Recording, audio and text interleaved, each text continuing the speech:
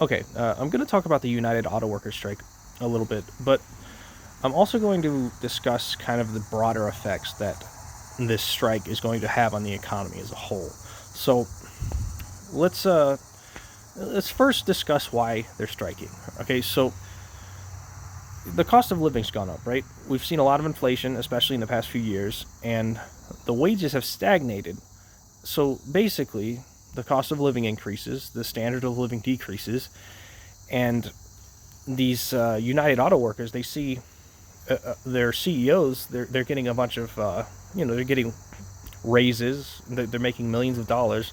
Meanwhile, the working class, their wages are stagnating. So the United Auto Workers, they organize together and they strike in order to take back the true value of their labor, which has been given to these CEOs, right, and the administration in general. So as so they strike, right? That's the point of the strike. It's to take back the true value of their labor, and I hope they're successful. Okay, that's the goal of the strike, and I hope they get what they ask for.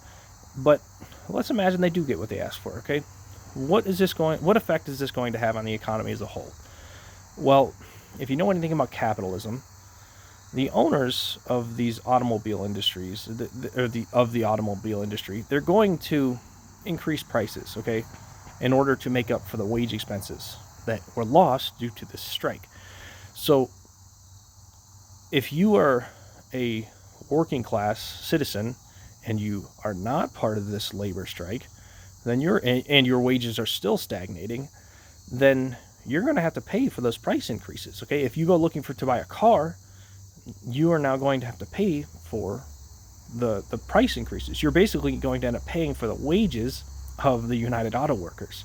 Okay, so this is the problem with isolated strikes, and this is why ultimately we need a general strike. We need a national strike, because again, if you are not getting the benefits of this United Auto Workers strike, if you say you work in the restaurant industry or something and your wage has been the same for the past 15 years and you need a car and you go to buy that car, you're getting shafted, right? And this is, again, when we isolate these strikes like this, we're kind of just kicking the can down the road. The problem is that corporate greed is basically stealing the value of the labor of the working class. And if we don't have class solidarity across the working class, across all of the markets, then again, we're just kicking the can down the road. And that ultimately hurts our other fellow middle and lower class, our working class citizens. So again, the point of this video is to call for a general strike. We need a general strike in order to actually take control of the value of our labor. Because right now, we have this United Auto Workers strike. Let's say let's add 20 years, okay? Go 20 years into the future. Let's imagine that every other market in the economy has created another strike in these isolated, markets. Now, we cycle back to the United Auto Workers. Let's say at this point their wages have stagnated again. What happens? Well, they have to strike again. Okay, we now have basically a need for endless strikes in all of these isolated markets. Instead, if we organized collectively, what would happen is we would only need to strike one time and we'd never need to strike again. We would just need to create an economy that actually delivers the value of the labor to the working class and stops allowing corporate greed to grab onto it and take it from them. So again, I'm not looking down on this strike at all. Ultimately, this strike, what it does is it builds class consciousness. People in these other markets, they see the success that this strike has, and it drives them to strike themselves. That's good. It's part of the process, and assuming we don't have the organization currently to create a general strike, we got to get what we can take when we can, right? But you still have to keep it in context. You still have to remember that the ultimate effect of this is we are just kicking the can down the road. We are going to end up hurting the working class in other markets whose wages are still stagnating.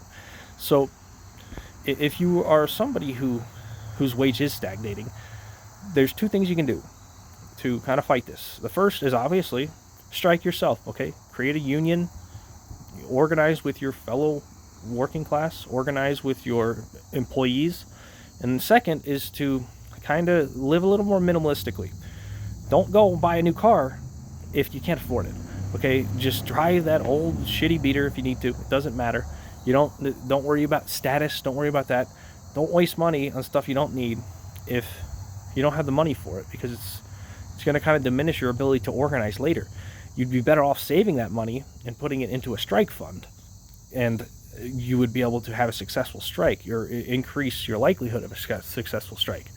So again, we need a general strike, and we need to basically push these isolated strikes until there's enough organization to realize the need for that general strike. And I think in next couple decades, that organization will be there. It's just going to take a little bit, right? And it's hard for automobile workers to organize with the restaurant industry, right? It's kind of hard to create a union that spans across markets like that. But it's ultimately what's going to be needed to create long-term solutions to our unstable economy. Okay, so it's like if the inflation keeps going up and one market strikes to kind of claim the value of their labor, but the other markets are not so organized, then it hurts those other markets in the long term, and it causes a need for more strikes. We get to that one general strike that would basically tie wages to inflation, then what we would see is an economy that functions in the long term for everybody. And the thing is, you see these CEOs and they get these massive wage increases, and meanwhile the working class, their wages are not increasing. It makes you bitter, and so long as they keep doing that, and so long as the working class keeps communicating with each other, they're not going to get away with it as much as they used to. And that's what we need. And that's basically part of the reason I'm making this video, is to just kind of point out the successes of this strike, or rather the strike itself, because people need to know about it. We need class consciousness, and to do that, we have to talk about these strikes. If you're talking to somebody in your family or your friends in the next couple days and they haven't heard about this strike, just talk about it with them. Just mention it. You don't need to dive into some deep conversation about it. Just mention it. See if they've heard about it, and give them a few details. The bottom line is people need to know these things are happening, and if they don't know they're happening, then that's not helping. So thanks for watching.